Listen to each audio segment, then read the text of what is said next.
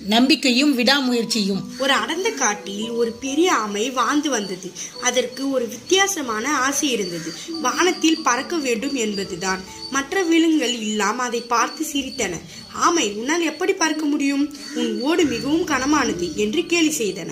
ஒரு நாள் அந்த ஆமை ஒரு உயரமான பாறையின் மேல் ஏறியது. கீழே ஒரு பெரிய ஏரி இருந்தது. ஆமை நினைத்தது, நான் இங்கிருந்து குதித்தால் என் கால்கள் சிறகுகள் போல் அசைத்து பறக்க முயற்பேன் என்று.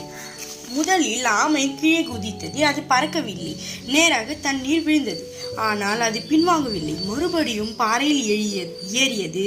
பல முறை முயற்சி செய்தது. ஒவ்வொரு முறையும் தண்ணீர் விழுந்த போதும் அதன் கால்கள் வலிமையாக மாறின. கடைசியில் அது பறக்கவில்லை என்றாலும் தண்ணீரில் மிக வேக நீச்சல் கற்று கொண்டது.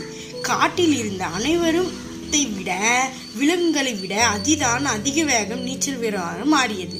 நீதி: நம் நினைத்த இலக்கை அடைய முடியவில்லை என்றாலும் அதற்கான முயற்சியை எடுக்கும் போது நமக்குள்ளே ஒரு புதிய திறமை உருவாக்குவதை நாம் உணர முடியும். தோல்வி என்பது ஒரு முடிவல்ல, அது மற்றொரு வெற்றிக்கான ஆரம்பம்.